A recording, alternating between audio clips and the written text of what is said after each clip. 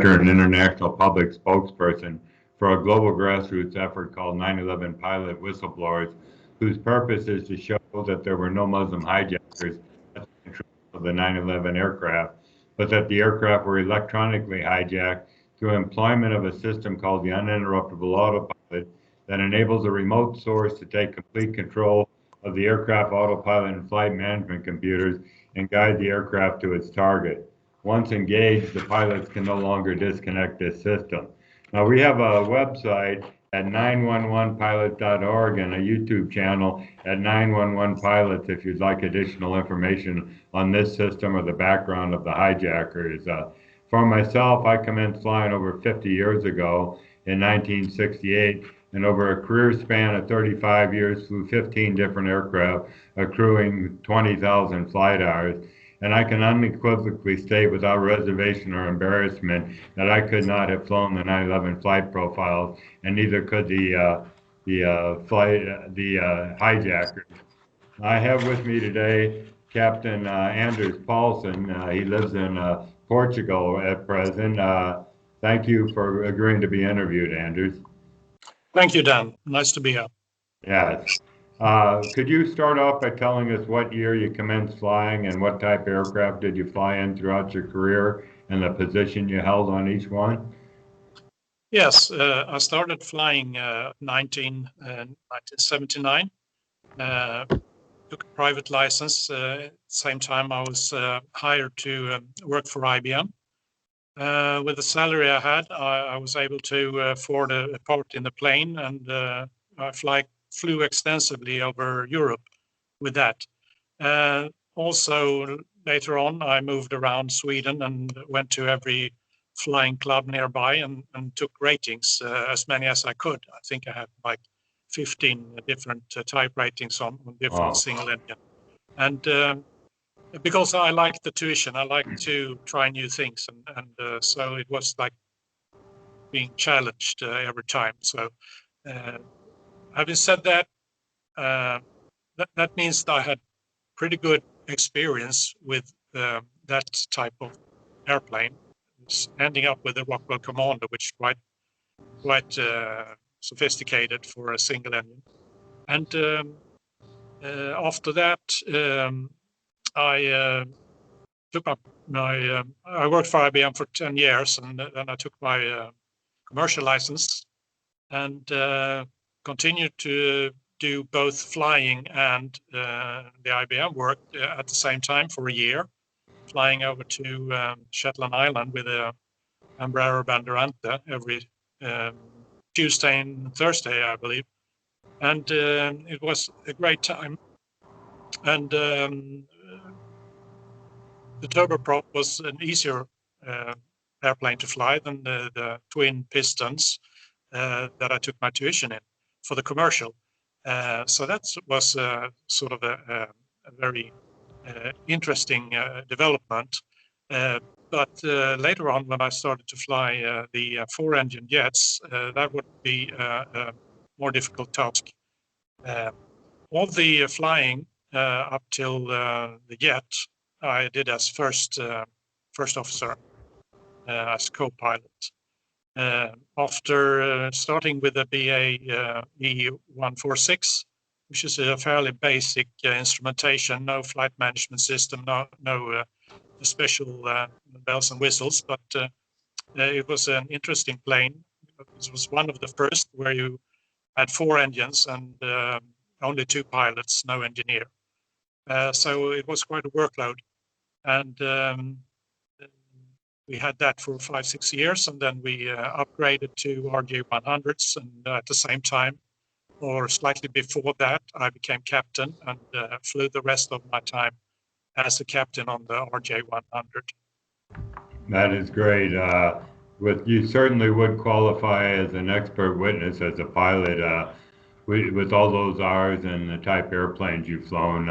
Would you be willing to testify under oath on camera before a federal grand jury or in a court of law what we're discussing today? Absolutely. Good. Let's start off with the Pentagon profile. American Flight 77, which is a Boeing 757, was allegedly flown by Saudi Arabian hijacker Hani Hanjour, 29 years old. Now, he came to the States in the mid-90s and trained on light aircraft before going back to Saudi Arabia. And in January 2001, 9 months before 9/11, he returned to the States and tried to re-enroll in the same uh, school, and they refused to accept him because he was such a poor student the first time around. Uh, and then 1 month before 9/11, in August 2001, he went to the Freeway Airport in Maryland and attempted to rent a single-engine Cessna 172, and they refused to rent it to him because he could not handle the aircraft. He couldn't take off or land or handle the aircraft. Now, according to the official story, this airplane approached the Pentagon from the west and at 7,000 feet commenced a descending, accelerating corkscrew turn to arrive precisely at ground level without skidding the surface at over 500 knots to strike the Office of Naval Intelligence. Now, just dealing with that one profile without going into the Twin Tower impacts, do you believe that the inexperienced hijacker could have flown the 5 profiles? No, I believe that it's impossible to do that.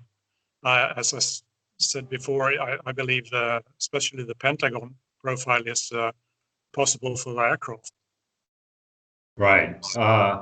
Yes, as a matter of fact, all 3 aircraft exceeded their maximum operating speed at sea level by about 120 to 140 knots, and there's a lot of aircraft structural engineers claim that the aircraft would have come apart. So the government has a lot of explaining to do with regard to that. Now, this maneuver was replicated in a simulator, and they took a young pilot with comparable skills as the hijackers, put him in the simulator, and let him try to fly the profile. And every time he attempted it, he crashed. Then they got very highly experienced pilots behind the controls, and the same thing happened. They crashed the aircraft.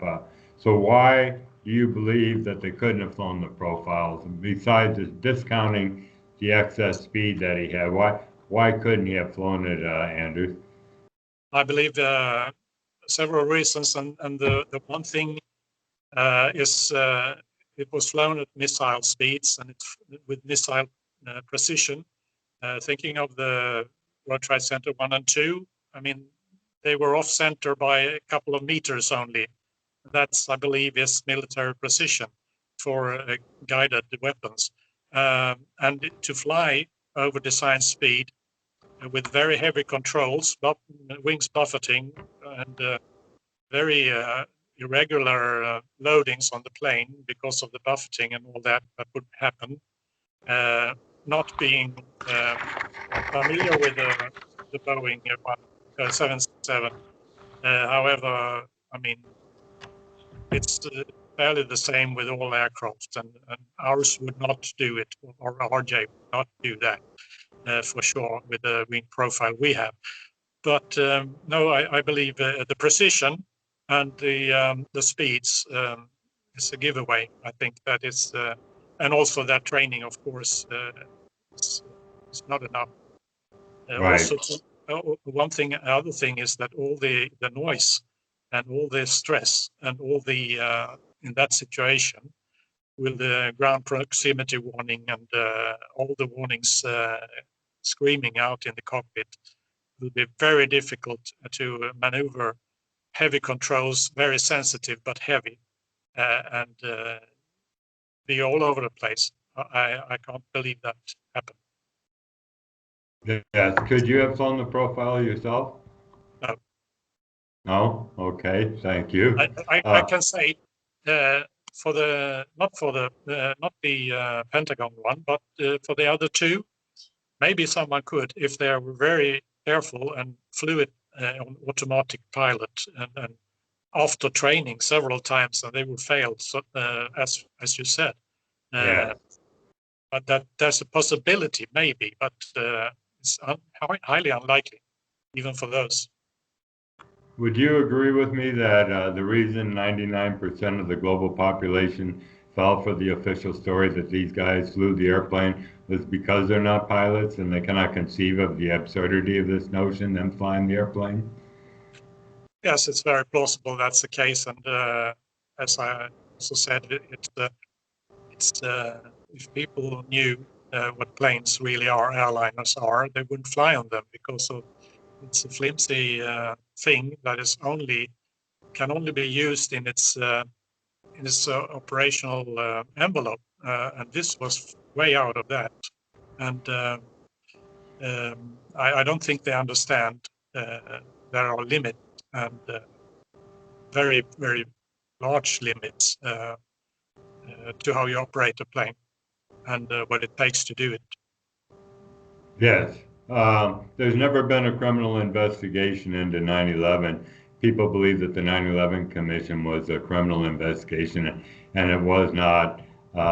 And pilots are demanding their day in court, and that's part of why we're doing this, because we're going to submit this to lawyers, these interviews, in hopes that they will pass it on to a U.S. attorney so that they can commence a grand jury investigation into our allegations. Do you have any closing comments, Anders?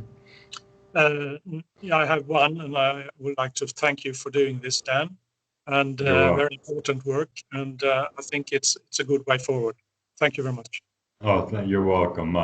And if you're a pilot out there listening to this interview and you would like to be interviewed yourself, just go to our website, 911pilots.org, 911pilots.org. At the top of the page, there's a Join Us tab. It's very easy to fill out the page. All we need is your name, email address, and the type aircraft you've flown, and we'll be getting in touch with you.